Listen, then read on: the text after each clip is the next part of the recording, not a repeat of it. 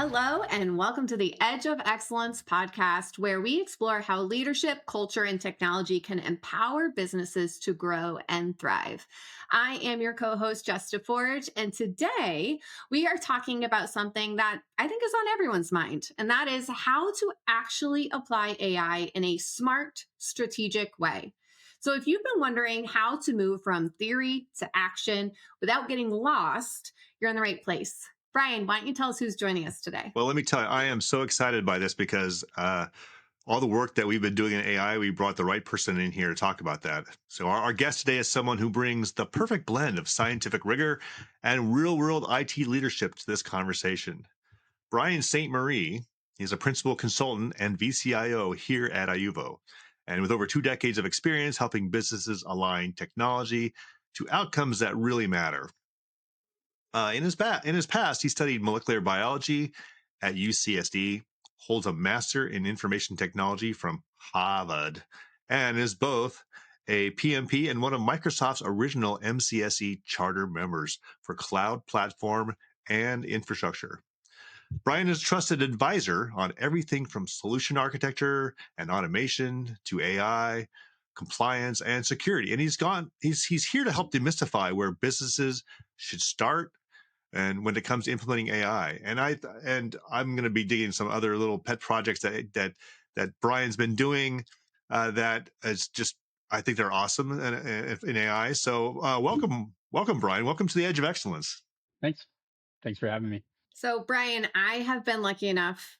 I've actually been working with you pretty closely on AI because we've been doing a lot of work at iuvo internally with AI. And so I feel like I've had a lot of great conversations with you around AI, which is why I'm really glad that you're here to talk with us about it today. And I'd love to start by talking about what would you say makes a good starter use case for AI? If someone's listening in, they're intrigued, maybe a little overwhelmed, like where do you start? Yeah. So there's an excellent book called Co-Intelligence. I think it was even a New York Times bestseller for a bit. That essentially says you should use AI every day. Like everybody in their job should be using AI every day. Even in your personal life, it might make sense to use AI every day. So yeah, I would challenge folks to try to think of ways that they can use AI every day to kind of accelerate just their typical work, whether that be something you would normally Google, or something like you're having a difficulty wording a particular part of your email or a document or report you're working on. Help AI get you over that hump. I think those kind of simple use cases will get you a little bit more comfortable with the strengths of AI and what you set your expectations for what you can get out of it. And you'll find if you kind of commit yourself to doing that, that pretty quickly you'll integrate it into your workflow, whether personal or professional, pretty quickly, and find it to be an indispensable tool. Yeah, I love the idea of kind of playing around with it and just getting comfortable with it as a good starting point for businesses and for personal use as well. Would you say there's any use cases where businesses think it's easy, but actually it requires more maturity?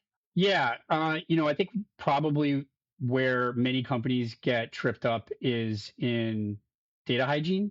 So that, I think a lot of businesses, especially businesses that have been around a long time, you end up with folders within folders and duplicates of documents or different versions and stuff's kind of scattered everywhere. And, folks who have been there for a while say, oh, you got to go to this folder and that folder, and this is the file, not that other one. So that kind of institutional knowledge is difficult to translate to AI, where if you just kind of throw a chat bot into your ecosystem and wanted to answer questions about your data, you're gonna potentially run into some issues there. Also, just data security, right? So like sometimes you'll have an HR folder that's buried somewhere that no one would really ever look, that maybe you even forgot about it or you don't realize who has access to it. Well, a chatbot's going to find that and maybe reveal some information you don't want everyone in the company to know, right? So I think folks maybe underestimate that or don't realize the extent they need to go to kind of clean things up. I think on the flip side, people who do realize that see that as kind of a barrier of entry where there's just no way they're going to be able to implement it because their data is such a mess. There's definitely ways to get around that, but I think it's a common misconception that one, you can just throw AI in and go, or two, that we could never do that because our everything is too messy. You made me think a little bit about our journey here at iuvo in 18 years of data, right? And our as a company, we're fairly passionate about AI and using it in the best way. And I find more and more that we're like, well, we need to clean this up.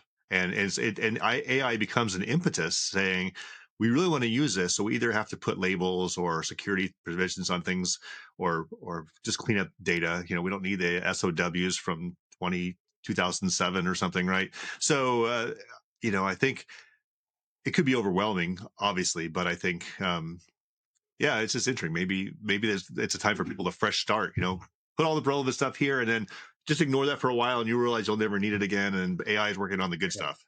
Yeah, and interestingly, you can use AI to make that job a lot easier, right? So you don't have to manually go through and sort through all this data, which is for companies that have this problem, which is most. It's an overwhelming prospect to like dig through that data. And it only gets worse as time goes on. But AI can help you do that. Like you can select a team of folks that their job is to deal with data hygiene, and you can use an AI agent to go through and highlight the data it thinks, based on your parameters, is the best data, and kind of, human in the loop, look at that, decide is that true, kind of partition that off into a new place. Like it can actually help you with this data cleanup process very effectively and offload a lot of that menial, annoying work that nobody really wants to do, which is how you ended up in that place in the first place. Yeah, I think that's for the people who are listening. I think that'll be inspirational because like it's a chicken and egg. Where do I start? I don't know. It's overwhelming. Right. And then maybe with a little help, they can get to that point where uh, using AI to help you use AI. Are there any mistakes that you've seen or heard of companies making when they're first, implementing AI in their business? I think the two biggest mistakes is kind of, I guess, two sides of the coin. One is companies who aren't really thinking about AI too much, and they're like, well, we'll get to that. Or, just like what we talked about, they can't come up with a good strategy to actually move forward. Uh, you should assume your employees are using AI, whether you know it or not.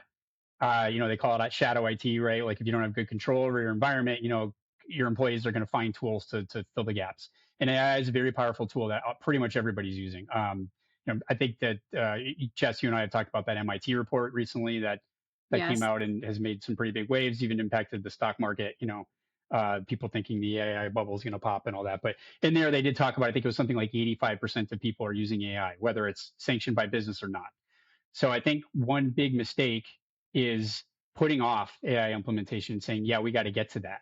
I mean, you need to do it now because otherwise your employees are going to do it. And the problem with that is you don't have any control over where your data is going. And it can be proprietary information, confidential information. They're uploading it to random chatbots to help them write emails or simplify reports or whatever it might be. You no longer have control over where that data is going. And increasingly, these services, especially the free ones, are being very explicit that they're using that chat data to train their models. So, like your potentially proprietary or confidential data is entering the knowledge base of these large platforms. So, I think it's not really answering your question of like companies that are like, what's the first step with AI, but I think everybody's at the first step of AI, whether they want to be or not, and that's probably Yeah. the biggest risk.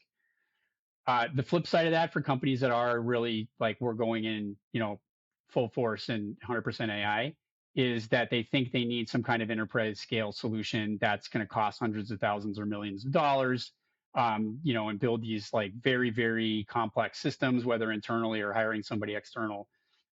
Because again, in an MIT report, we saw that those kinds of implementations fail 95% of the time. So you don't want to bite off more than you can chew. I think that's the other mistake. So the two sides of the coin are ignoring it or like putting it off or thinking it's got to be a huge, company wide investment and going way overcomplicated and then failing. Let me ask you that. You made me think a little bit about kind of the big ones that maybe fail versus like it's kind of like almost like a waterfall model versus uh, a name has escaped me.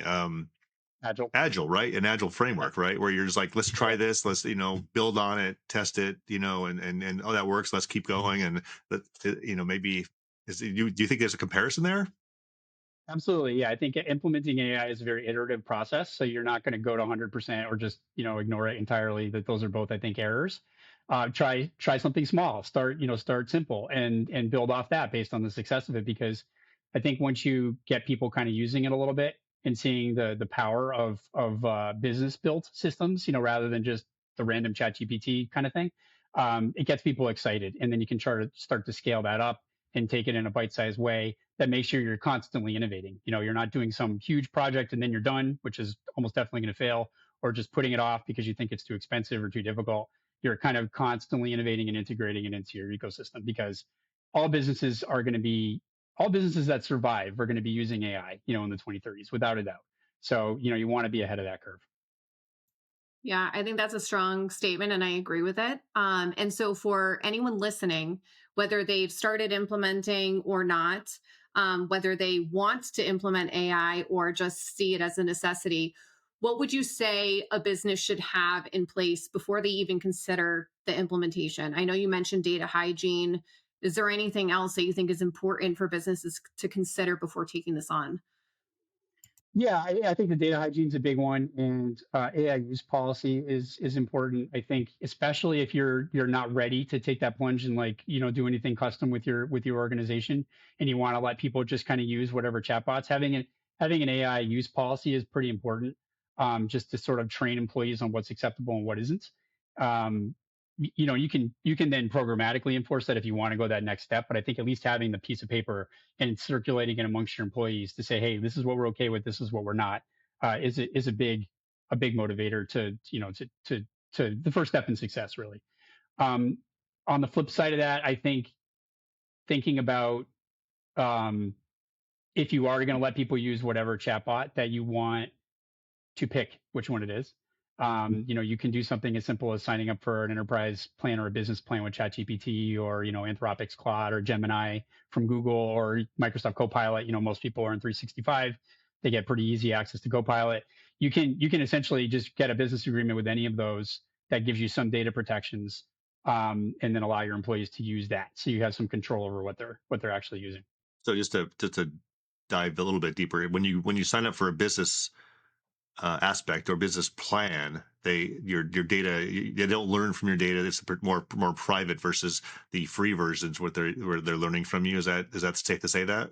Yeah, really, at the end of the day, it puts business leadership in the driver's seat of what's happening with your data, right? So you want to have some universal agreement that applies to all business use of AI in your company, and you want the right people to be aware of what that agreement is. You don't want every employee making their own kind of, agreement, and then you have no command and control over that, and no visibility into what's happening. So, using Microsoft again as an example, if you're already in the Microsoft 365 ecosystem, using them for email, or maybe even Teams or SharePoint, or what have you, OneDrive, you can sign up for Copilot, and you immediately are under Microsoft's enterprise data protection agreement, which essentially means they're saying, your data is not leaving the Microsoft ecosystem. It's not being used for any training. It's not going anywhere else. The same protections you would expect for the data you have sitting in SharePoint or in your email. So that's probably the easiest lift for companies that are already in that ecosystem. But similar ones are available for any of the other major vendors. It's just you're adding in a new vendor, so you have to keep that in mind. And Bryon, how important would you say it is to have internal champions when you're trying to take on some sort of AI project? I know we have a lot of internal champions at iuvo, but we are a tech company. And so we've embraced it. But I think that there may be, companies that are listening in where maybe one person on leadership is ready to buy in and there's a lot of resistance, or maybe there's resistance from employees for fear of, maybe losing jobs or things like that. Do you have any recommendations on how you can kind of maybe educate the team or get more buy in and make it feel safer for people to start implementing AI? Yeah, so there's kind of two aspects to that question. I think for the first part, is how important are champions. Obviously, with any new technology, I think it's pivotal, because nobody knows. Like, initially when these things come out, right, you hear the buzzwords, whatever, and maybe even some people are like, I don't want to hear about it anymore. All I do is hear about Mhm. AI. And so there is a tendency to either be like, I don't know anything about that, it's super confusing, or I'm going to ignore it because it seems too complicated, or I'm happy with the way things are. So, without those kind of internal champions, your business isn't going to move, and that will ultimately be fatal, I think, to any business. So absolutely important to have those internal champions. And, if you don't have that today, think about who maybe would fit that, and try to get them exposed to more AI, either by getting them a subscription to something, or, having them pick up a book like Co-Intelligence, like I was talking about earlier, or having them go to a webinar or whatever to get the interest going. So I think that's absolutely important. Um, What was the second part of your question? I apologize. No, I think that you answered it. It was more just around, how important is it to have those champions? And then if you have resistance within the team, like how do you get that buy-in? And Right. Yeah. How do you get that buy-in? Yeah. I think to get the buy-in, you know, internal champions will always be more successful than external consultants. Because with an external consultant, what you're doing is creating internal champions, right? So you maybe will come in, you do a demo, people are like, wow, that's cool. And then they kind of proselytize it within the organization. So um, you have to start with, I think, those internal champions and then kind of erode any resistance that way. Um, yeah, but it can be especially challenging if it's from the bottom up, right? Like if you have your kind of rank and file employees that are your champions, but leadership is resistant, what you're going to end up doing is spreading that shadow IT environment. So you need leadership and you need champions in leadership, and there's a variety of ways you could go down that path to get people excited about it. Yeah, it feels like, being a culture guy myself here. It feels like that's part of that viewpoint of going to AI. And basically, I think, some businesses are going to have to reinvent themselves, right? They're going to have to say, listen, we can't do the things we've always done the way we always did them, and so we need to, part of the cultural element is to grow and I think that comes from leadership, right? And I think in a good culture, the people, if they're all empowered, like maybe you are, you can, like I said, proselytize it across everybody and show. But I think showing by results, like I know I'll tell you, I'll bring this up later, but some of the things you're doing, like, oh my God, that is so amazing. How'd you do that? And I want more of that. I want more of that. And so having that mindset around that, but I think it does go to, I think there's definitely a cultural element to it. I don't know if you feel the same way. Yeah, I think and culture plays a big role. I think with AI in how flat your culture is in the sense of like does leadership listen to the rank and file employees? Like are people given an equal ear? Because a lot you hear this phrase the democratization of AI, right? So like AI is such a powerful tool that it closes a lot of gaps in skill. And also at the same time, nobody, even the greatest experts in the world on AI, understand how AI is going to impact business or the world in general right now. It's such a new technology and it's been moving so fast. People have this sense that it's going to change everything, but they don't understand how. And so the visionaries and the people who are going to be the next, multi-billionaires or even trillionaires are the people that find those unique use cases to really put AI, pedal to the metal and find those use cases that'll really just kind of drive business through the stratosphere. And you don't know who those people are going to be. So to have leadership be the visionaries for AI and ignore, the rest of the company and what they're saying is definitely also a failing. I think you want to get AI in the hands of everybody in the organization, even if it's a light touch, simple methodology, and allow people to come up with ideas. You can have monthly meetings or quarterly updates, highlight. We have like, for instance, we have our AI use cases Slack channel. There's like whenever anybody does something they think was cool with AI, we share it. Right? You want to propagate that innovation so that people are getting their minds thinking. There's this great book called was it The Idea Factory about Bell Labs, where they talk about the success of Bell Labs in the '60s about this sort of cross pollination effect where you have experts in nuclear physics across the hall from experts in electronics, and they cross each other going to lunch or in the hallway or whatever, and they stop and they kind of come up with ideas and get each other thinking in different ways. And so I think with AI, it's the same thing. You want to have people coming up with things that work for them and then sharing what those are to get other people thinking about ways they could do it, and that will just sort of exponentially accelerate AI use in your organization. Sounds like a little bit of leadership at the edge. Absolutely. Yeah. Yeah. Yep. Yeah, 100% true. Yeah. I think iuvo is great that way with the flat culture. It's just kind of, it's pivotal, I think, these days, especially again with that democratization effect that AI brings, where everybody is, can be close to an expert on almost anything. You want to listen to folks because folks that, maybe aren't very good writers, but have great ideas. Well, now they're great writers, or vice versa. Like if they're great writers, but they don't always have the best ideas, like AI will really help you organize your thoughts and highlight the stuff that's unique. Right. So it sort of brings everybody to the same level. So it's like pretty soon everybody can be a CEO, it's yeah, better or worse. yeah, So, that's the world we're moving towards. yeah. Sure. yeah, I love that. And I love that you brought that up, Bryon, because I think AI aside, it's important, in my opinion, for businesses and leaders to be listening to all employees at all levels, because I think everyone can have something really important and valuable to contribute. And so, especially with AI and how much it's changing and how creative really you can be with it. I guess I never really thought of it as much from like a creative standpoint, but listening to you talk about it, I think more about the creative aspect of it, and empowering your teams to feel like they can not only play with it and be creative with it, but then share that to kind of educate each other and continue to help the company grow, is a powerful statement. And I view you, Bryon, as a champion of AI at iuvo. I love talking to you about it because I feel your passion for it and your excitement for it. And so I'd love to hear you talk about some of the success or some of the use cases that you've worked on, whether it's for a client, internally for iuvo. You've been working so much with it. And I think it'd be really cool for you to share some of that. Yeah, so it's just what I was talking about, right? Like just throw mud at the wall till something sticks because it's such a powerful tool, and coming up with like the stuff that really, is a slam dunk can be a little tricky. And so, we have our AI SME group, the folks that, everybody here at iuvo is very experienced. Everybody is new to AI, right? Like And unless Bryon, can I you've, been working. I'm going to interrupt Yeah. you for the viewers, for the listeners. What is SME? Oh yeah, sure. So subject matter expert, right? So like, are there even SMEs yet in AI? That's it. We're getting to that point, I Yeah. think, but it's a new technology for anybody that other than academia that's been working on it for decades. Um, it's pretty new. It's from and especially at that leading edge where it's implementing AI, everybody's new at that. So we have a group of folks that were interested in that that we meet weekly and talk about the little projects we're working on. Again, that kind of cross pollination and just getting people thinking about ways that AI could be useful. And with that, we collaborate and kind of come up with cool ideas, and then we go and try to proof of concept them. And yeah, we built all kinds of things. I mean, we're working on a contract agent that can kind of review all our contracts, which at iuvo, we've got like 20 years of contracts to kind of evaluate the language and make sure everything is consistent.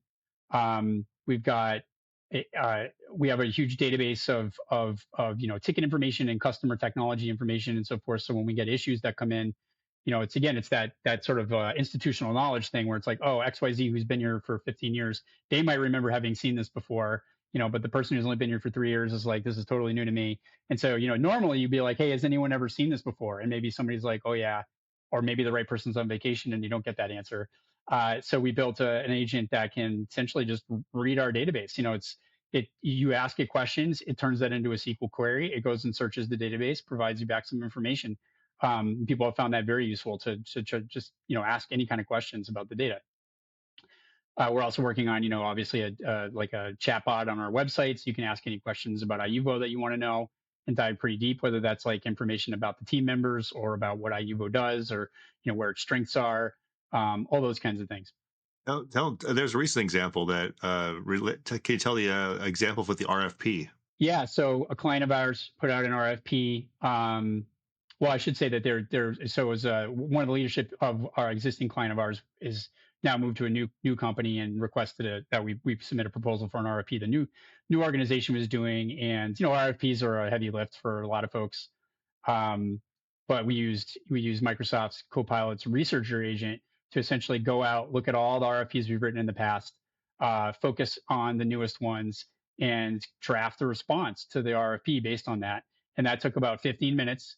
And it got us like 80% of the way there. And, a group of three of us just kind of went through together, reading it in different sections and, cleaning it up. That took about a half an hour and we were done. So you're talking like less than an hour of time to build an RFP, which is crazy because usually that'll take, it can take a couple of weeks. Right. Of some I've been on the other side of that where we're like, yeah, everyone's, yeah. yeah, sure. So this kind of like stuff that's boilerplate, but not so boilerplate. You can just use a template. Like the sort of classic automation, like we usually fall down on edge cases and there's always edge cases, and AI helps you get over those edge cases. Like you can just, it'll just adapt, based on it'll, and if it can't figure out how to do adapt or it has some lack of clarity, it'll ask you, how do you want me to handle this? Choice A, choice B, and so it's really great that way. It's it's a lot like a person. Just to go down the rabbit hole a little bit on that, I was trying to explain this to my mom who was trying to learn to use AI. And I was thinking about the fact that over the last 20, 30 years, we've been trained on how to use computers. Think about the Google mentality, like you need to have the right set of keywords in a specific, whatever phrasing, and you get back precise results. And like we've been trained on how to interact with computers, and that's our expectation. And AI is not like that. It's much more like interacting with a person. You don't have to be specific. You can be general. It'll ask for clarification if it needs it. And likewise, like a person, it can make simple mistakes or, uh, be a little bit of a know-it-all. And so you just have to think of it like a person. And so with that RFP, we would never have it write that RFP and then just send it off, right? Like you got to have somebody review it, just like you would a normal RFP. If you were to assign it to someone in the company, write the RFP, then you have another set of people review it, right? Same process. So if you think about it like a person and interact with it like a person, you'll get a lot better results. I totally agree. And it's so funny when you say thinking of AI as a person. I am absolutely one of the people that uses manners when I use AI. It's like, Sure. can you please? Thank you. I'm sorry, I wasn't clear. And I saw a meme about this, about like more of like a Terminator takeover. Like, please remember I was polite to you. And I just made me think of that. I'm like, I am definitely that person. But it does. It feels like a conversation, and it's very cool. Back when I was in middle school, and we were using Ask Jeeves and learning how to search. How can I find this information? And you're right. It was a very specific way to search that you had to phrase your language around. And now it's just so different. Really, you can ask specific questions, and to your point, Bryon, you can say, this is what I need help with. Tell me what you need from me. And then the AI is able to tell you exactly what you need to feed it to get the best results possible, Right. which is just mind blowing. And given how fast everything is changing, I can't even imagine what we're going to be talking about a year from now as far as the capabilities of AI and the use cases. But how would you say you measure success of a pilot AI project? Yeah, that's a pretty wide spectrum. So I think if you're getting any tangible business benefit from implementation of AI, then that's a success. The true successes, and in getting back to that MIT report, there were 5% of businesses that experienced transformational change from AI implementation. That's a real sign of success. If you are, escalating your business into a whole new realm, obviously that's very successful use of AI. And I think that is probably true of any business. It's just a matter of figuring out what that formula is. But there's much lower gradations of success that are still valuable. Um, and some simple examples would just be like accelerating employee productivity, right? So like that RFP one is a good example. That would have taken us a year or two ago, a few people, several hours over the course of a couple of weeks, maybe 20 or 40 hours of work, right, to come up with that RFP. And we managed to do it in effectively like 4 hours of work, collectively across the team. So that type of acceleration is a success, and I think any business can get that pretty quickly as long as you identify the right things that are slowing people down. Um, Again, in that MIT report, which I know I keep harping back on that, but I think it was some great data. They talk about how a lot of businesses focus their AI initiatives on marketing and sales, and the most effective ROI for AI was actually back office stuff. So, marketing and sales, like this web chat agent that talks about, about marketing or, helps qualify leads, those are useful. But when you're talking about like the actual back office functions, heavy administrative work, just things that take hours and hours of time and are require some level of meticulousness. That kind of stuff can be accelerated significantly with AI, and people aren't thinking about that so much. But there's a lot of overhead to running any business, especially small businesses, and I think accelerating that and helping your admin team has immediate benefits to helping your business be more productive. I think one of the being a relatively small business, I think one of the challenges I think businesses have is they don't always have the metrics about how like the pre metrics, right? It's like I remember you talk about RFPs. I remember we created it was too long, so we created a template, made it easier, and then this came along and just literally was a 10x kind of solution, and then but there's other things. I mean, I think I'm guessing that we're going to see businesses grow without having to add headcount because the people can literally do some of those manual mundane things are being done, and they can actually focus on really important stuff, right? And adding value, impact, and so forth. So I think it's interesting like when you talk about just asked about measuring success, like there's like probably some real quantitative stuff if you really have all your ducks in a row. There's also a lot of qualitative things. My life's much better because all I had to do was edit this thing instead of write it, or Yeah, or something like that, right? yeah. Yeah. Everybody's got parts of their jobs they don't like to do, but they have to, right? So AI is perfect for that most of the time. I do agree that I think most companies, if they implement AI well, they don't necessarily have to increase their headcount to grow at a reasonable rate. That being said, I think some companies will really take off and they'll still grow their headcount. It's Oh, just they're going to become exponentially more successful. But overall, yeah, it's a qualitative improvement in employee well-being, and qualitative improvement in kind of like compensation and how and revenue earning. Nobody knows again how this will impact business in the long run, but the general trend with technology in general through human history is that it always improves the quality of life and the well-being of humanity as a whole. So we'd like to hope that AI is the same way, and I think a lot of people are focused on that right now. well, and just to backtrack on my statement a little bit, I'm not really, I know some people listening to this may say, "What you just said that AI is going to make sure that there's going to lower hiring and that kind of thing." Well, my real thought really around this was that the people that join the company are joining and they're like, wow, this is a cool job, instead of like, oh, I've got to file papers all day long or I've got to do Right. whatever, right? So you could say, Yeah, hey, people in by the way, general are going to enjoy their jobs a lot more. yeah, Yeah, hey, you're going yeah, to join the yeah, company. We're growing because we've implemented AI. You're going to use this agent to get you like 90% there, and then you're going to work on this, and then we're going to, you know, add impact. So just want to clarify that, because I know some people, still a little bit of fear from some people that AI is going to take over and robots and whatever. But yeah, yeah. I think we're a long way away from a robot takeover at this point. I think right now, I agree. I But do think things are going to move quickly. What's that? Sorry. I agree. I just would like, I'm not sure where people are who are listening to There's this. definitely some fear mongering. Yeah, yeah. Like there's famous thing that came out recently called AI 2027. That's basically like human history will be over in 2 years, and maybe that'll happen, right? Like these are experts that are saying this stuff, so it's hard for anybody to see. This is that term, the singularity that people talk about, and the reason they use that phrase is with black holes, the singularity is the point beyond which nobody knows what happens, and so AI, it's the same thing, right? If you're in the singularity, it's basically saying like this technology is changing so quickly, and we don't understand how it's going to impact things. Nobody knows what's going to happen next. And so there's an argument to be made that we're reaching that point just because it's hard to quantify how much it's going to change business because it's happening so quickly. And yet, businesses aren't really, the technology is far exceeding the level of implementation right now. And so when implementation does catch up, it'll probably be very quick and quick change in kind of what people are used to. So it's just hard to know what the future looks like. Like I don't even know if my kids are going to go to college. Like my kids right now are single digits in age. I mean, in 15, 20 years, like what's college going to look like, right? Like Yeah. AI is hugely changing learning already. So yeah, so kind of a big black box for the future right now. Well, I think Yeah, in the future, Jess is going to be safe because she's been nice. She's being nice to the AI all along. So exactly. don't, Yeah. I'm covering Yeah. my bases. Yeah, cool little tidbit. I think this was an Anthropic study. They do a lot of really cool safety studies. But there was a study maybe a year ago that was about how you treat an LLM determines how good its answers are. So if you're more courteous to it and nice, it will generally, give better answers. But likewise, if you're like kind of bossy to it and pretty pushy and demanding, it will also give better answers.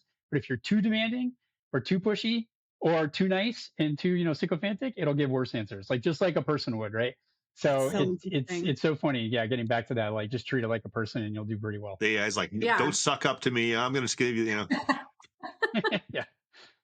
So, Bryon, if someone's watching this and they're really interested in what you were talking about as far as some of these back end business things that can be, helped with AI implementation, where could they start as far as what does it look like to go from a pilot to full implementation for something like that? Yeah, that's a really good question. I think, like I've said a lot of times, I think any business can start by just sort of integrating, a controlled chatbot environment. But that's very minimal these days. There's a lot of other things that you can do. I think many people probably have the misconception that it's just essentially ChatGPT, right? Like I can ask it questions, it gives me answers. There's a lot more to AI than that. We're reaching the agentic phase, which is essentially where you can ask it to go do things. So like writing that RFP would be an example, but you can have it go, categorize and tag data. You can have it actually, like for us, like triage tickets, like look at a ticket, decide who it should be assigned to, give an update, or maybe even reply to the customer and give them a suggested fix, right? So um, I think the the place to start, if you want to go beyond that, is to try to identify the workflows in your environment that nobody likes, um, and then talk to a consultant about how you can change that. I think again, in that MIT report, they talked about the companies that were most successful with implementing AI worked with AI experts. outside the business. That the vast majority of internal implementations failed, meaning that they didn't get any kind of return on their investment. Which is sort of the opposite of what you might expect, from a leadership standpoint. They're like, well, if we keep it inside, we can control costs. We're already paying people salaries, et cetera. But with the payback that's potential with AI, paying an expert to come in and actually look at your environment and build something can pay for itself many times over. So, and that's proven to be the case in the last few years of companies implementing things. So, yeah, I would say step one is identify the workflows that are really an impediment to your business. From a quality of employee life standpoint, also just slow things down, like where's your critical path in completing work or earning revenue, and then talk to somebody that's an expert in the area about how AI might be able to help with that. So Bryon, this made me think about things for a little bit, because I know for a while, as iuvo, people were doing a lot of AI work. We had, a lot of, you know, leadership in the area, but I was from a CEO for a while. I was going like, when are we going to do something? And so that, and I've learned over the last couple of years really is that the team here is digging deep, like not just saying, hey, this software has an AI component, we should use it. I mean, but we've talked to Ed earlier in a podcast, the depth around understanding LLMs and rags and agents and agentic and how to do this and how it works and data policies. I think, I think when I think that element gives us power in the market, from my point of view. But I think that also that could be valuable to others as well, right? Because we come in saying, you know what, we know how this works. Like, we're computer scientists at heart, down to the deep technology of it. And so these are the things you got to consider versus, because from another's point of view, I get 30 emails a day saying, hey, would you like to automate your sales process with AI and AI this? And so I think me, like everybody, our filters are up. Like, we're going like, yeah, that sounds like everybody else. But I think I just feel like we've taken a little bit different approach. We didn't jump right away. We said, let's figure this out. And when, like maybe you said, we're never going to figure all of it out, because nobody knows, even the people who wrote the LLMs or wrote the technology, they're still kind of wondering what's going to Yeah, I happen. don't even understand how it Yeah. works. Yeah, to some extent. Yeah, that's true. Yeah, I could do a whole podcast on, and maybe you did this, it's similarly just talking about what the mechanics of it all are. I think, that's, yes, I agree. I think that the folks at iuvo, we're unique, not to toot our own horn, but we're unique in that, like, folks here are very educated, been in the industry a long time, tend to want to tinker and learn, right? So it's sort of funny because, yeah, we could have just hired like an AI consultant and had them come in and implement AI for us. But we want to know how it works, right? And we're willing to invest that time, with the expectation that in the long run, it'll certainly pay itself back, for iuvo. And also, like, just creating a fulfilling environment for employees, right? Folks want to learn this stuff. We like to pull everything apart. So letting folks do that, I think, is one of the great things about iuvo's culture.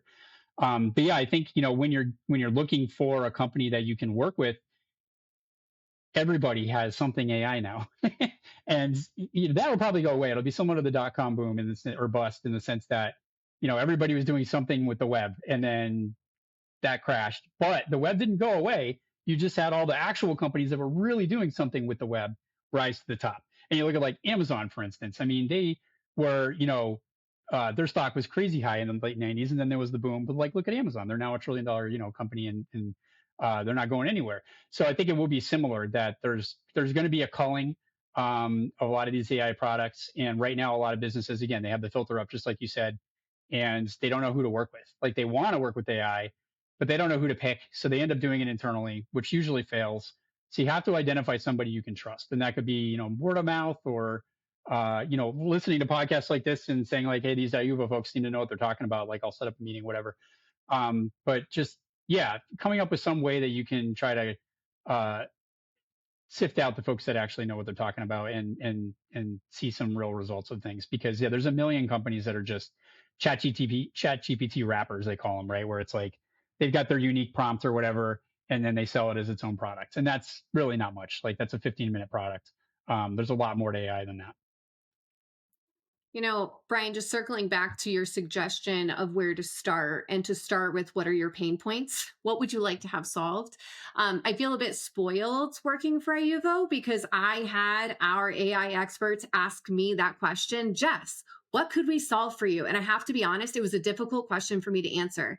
As a non technical person and as someone who's really trying hard to wrap my head around AI and the capabilities, I struggle to even think of a challenge that I thought AI could solve because I don't have that connection. And so it led this conversation of like, forget AI, forget anything, just talk to us about what pains you and let us, the AI experts, decide whether or not we could design something with AI that could help be a solve for that. And so I just want to call that out. Maybe it's a Jess issue and it's not an issue for other people, No, but it's 100%. Yeah, yeah, if you don't yeah. understand the capabilities, it's almost hard to think of what could be solved by AI. And then I think it can create this like this freeze situation where you're like, I'm so overwhelmed, I'm kind of frozen, so I'm just not going to do anything with it. And I think it's an excellent suggestion to work with AI consultants because they can kind of lead you through that conversation. I'm interested in you kind of talking about what that might look like. If someone's like, yes, this sounds great. I would love to implement AI and make life easier for myself and my employees. Okay, cool. If I were to get an AI consultant on board, what does that even look like? What would that process be like? Like, what does that even mean when you bring on an AI consultant? Yeah, I think that there's two facets to that, and you kind of touched on the first facet there, which is you need to identify what your pain points are. Because if you just bring in an AI consultant, they don't know your business, right? They're going to ask you a ton of questions about your business. They're going to make their best assessment for where they think that they can help you, and then they're going to spend your money by building something that might not actually solve the pain points you need or doesn't provide the ROI because you know your business best. So definitely the first step, and you can work with an AI consultant to kind of suss this out too, is like what are the actual pain points that AI can solve, right? Like that could just be a preliminary step that you either do yourself or you do with a consultant to identify things that will really make an impact. And I think that what you're describing is absolutely the case for everybody. I certainly had that problem, going back a couple of years ago after like ChatGPT 3.5 came out and it was like, oh my God, this AI thing's going to change the world. And it was like, okay, but how? Like it's really cool that it just comes up with random answers of things or writes text for me, but like how can I use this in my business? And I went a long time not really using AI, but knowing that it was changing the world. And what changed it for me was actually, like I said earlier, like just kind of like exercise. You just force yourself to do it every day because the RFP is a perfect example. We met as a group to talk about how are we going to tackle this RFP. I was the only one that was like, why don't we use AI, right? So it's like not everybody's thinking of that, and you can use it for almost anything. So getting in the habit of being like, oh, I could solve this with AI, takes some practice. You just don't default to thinking that, and the way you change that thought process is by just forcing yourself to use it for something every day, and you'll slowly start to grease those wheels and get your brain thinking about, oh, maybe I can use AI for this, or like, oh, I wonder if AI could speed this process up that we hate, or whatever it might be. And that'll get you to the point where you're like, now you can bring in a consultant to say, hey, look, we want to streamline this. We know it'll have the biggest impact. And they say, cool, let's do it. It almost makes me think that doing some sort of company wide survey could be useful to kind of gather employee pain points, Sure. because it could Especially be if it's across like the ones they've department. solved with AI, right, on their own. Like then, yeah, that's a great example. Like survey, like where have you found AI made the biggest difference for you in your job, and like actually collecting all that information. If you're not already aware, like you want to be aware of that. Yeah, and there are resources if you go onto Google or something and look for your specific industry or your role and trying to see AI use cases or maybe some areas where other people have found success could be Sure. another starting point. And then when it comes to actually implementing that, you can bring on an AI consultant to say, "Hey, I saw that this industry or this role, this other company is doing this. Like, can you help us? Like, where do we even start to do that?" But it was interesting to me that when you mentioned, finding your pain points, that when I reflected, I thought, yeah, that was difficult for me to do because I couldn't even imagine that AI could actually help some of those pain points, and it has, which is really cool. It kind Yep. of makes me think a little bit about the past when we hit like when we're for the listener, we're a virtual company. We don't have an office. We used to have an office, and when we would get contracts or everything, we would sign them, print them, put them in a file cabinet, and then we digitize them. And so, okay, and now we don't have a physical file cabinet anymore. Everything's digital. So they'll go, that's good, right? You can do a lot with that.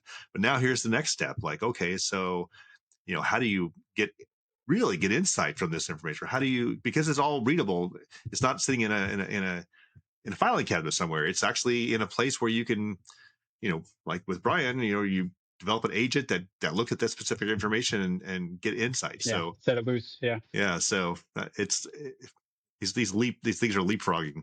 So I have one question, and actually both of you can probably contribute to this answer, but I'm curious if someone is excited about what we've talked about here, they're ready to find their pain points. Maybe they already know their pain points. Um, do you have suggestions on how to find a quality AI consultant? Like, are there red flags or things that they should be looking for, or maybe asking in an intro call to kind of help them suss out a team that can truly be benefiting their business when it comes to AI implementation? Yeah, I kind of addressed this a little bit earlier. I think it's very challenging right now for anybody to determine who actually knows what they're talking about. So I think um, customer referrals would be a great point, right? Or asking for references from anybody you work with. Um, I think again in that MIT report, they were interviewing executives, and some executives said that they'd seen dozens and dozens of demos over the course of the year, and maybe like 3 of them were actually innovative. So there's a lot of noise, and that if you're gonna just kind of go out there and try to find somebody, I think you're plan to invest a lot of time. Um, and you still might pick the wrong person. It's tricky. So yeah, the best is like working with people you trust, or working with companies that were recommended by other companies that maybe you trust, right? Like Transitive's trust.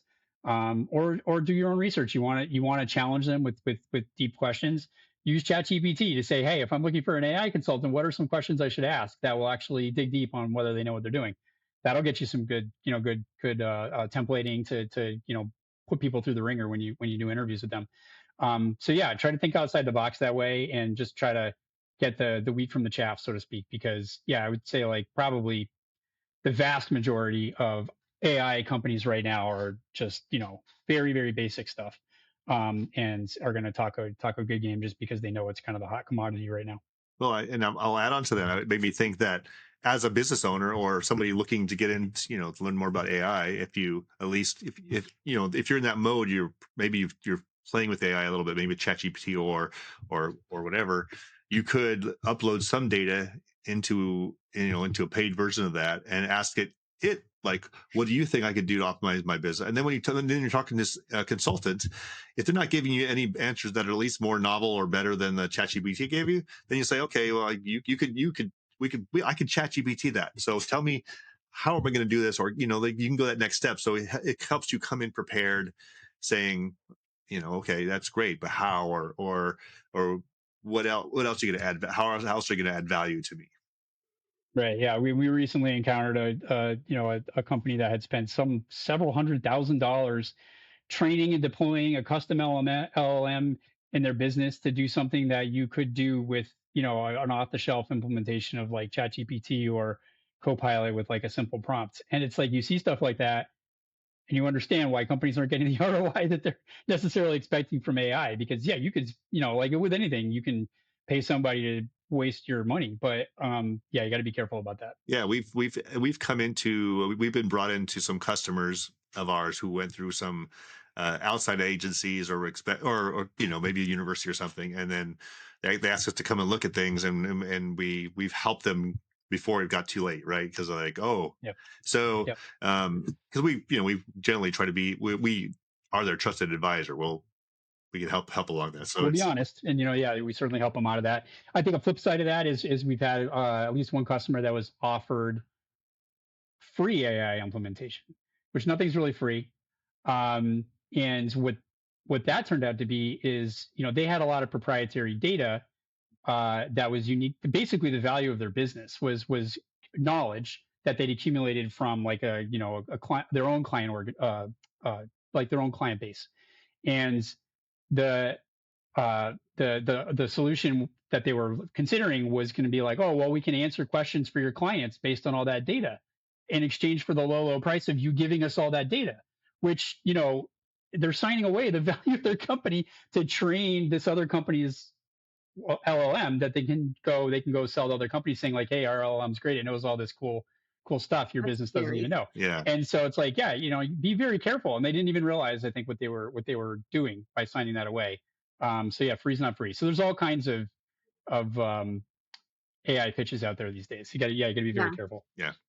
Free equals red flag. Sure. Yeah. Or very expensive also equals red flag, right? So Yeah. you want to, yeah. Yeah. True, actually, yeah, true. So before I ask my last question, which is non-AI related, any closing remarks, statements, any final takeaway to give to listeners? Yeah, I guess I'll just sort of summarize, I think what I've been saying a lot, which is you need to use AI and your employees are already using AI. So you might hate hearing it. It's definitely a buzzword. I think everybody's a little fatigued in hearing AI all the time. Maybe the stock market will crash around AI companies, but that doesn't change the fact that AI is going to be the future of business. And as any kind of business leader or anybody at a business, you need to understand how AI is going to impact your business, and spend some time figuring out how it will best help you succeed. I love that. So, Bryon, the last question I have for you is for you to give us a fun fact about you for listeners to kind of get to know you a little bit better outside of your expertise when it comes to AI and technology. Yeah, sure. Well, the first thing that came to mind was technology based, but maybe I'll give you two. So my office, I like to tinker with solar and green tech, and so my office is actually running off grid. So like this podcast right now is happening off grid. About 9 months Awesome. of the year, I can run my office off grid. I've got like a little solar panel array I set up with a battery, and it powers all the stuff in my office for most of the year. So I think that's pretty cool. Just a sort of fun little project that's worked really well. I've been running in this way for like over a year at this point. Um, Non-tech wise, I guess wouldn't be about me, but my dog, my sister-in-law rescued him off Rainbow Street in Amman, Jordan when he was like 6 weeks old. Just this tiny little puppy that shouldn't have been on his own wandering the streets. And we jumped through a million hoops and got him back to the United States, and adopted him. And so he's a very unique breed of dog that's sort of endemic to that area. But he's yeah, he's a very special little guy, Wow. What kind of dog is it? big guy. What kind of dog is it? So they call them Canans. Okay. And there is like a purebred version of them that they have in the US, but they are just essentially wild there. So they call them the Canin mix. It's actually the national dog of Israel. And they've been like basically not really messed with genetically for a couple of thousand years. Like they're what they call a wild breed or a pariah dog. Hmm. So yeah. He's been a Aw. good, but been a good family dog though, right? He's great. I mean, he's got they're totally different genetically than your typical domestic dog. So he's got his own quirks, but super smart, extremely healthy. So yeah, there's definitely some neat things about him. Awesome. Awesome. That's really cool. So that's a wrap on today's episode of Edge of Excellence. If you've been wondering where to start with AI, hopefully this conversation gave you some clarity and maybe even the confidence to take that first step. If you want to learn more about how iuvo helps organizations cut through the noise and make technology work for them, you can visit iuvotech.com. You'll also find all past and future episodes of this podcast there. Yeah, everyone. Thanks for listening. Thanks, Bryon, for being an awesome guest. And until next Thanks for having time, me. keep leading at the edge. We hope today's insights empower you to shape your future and rise to your full potential. Let's continue to grow, innovate, and lead, pushing the boundaries of excellence.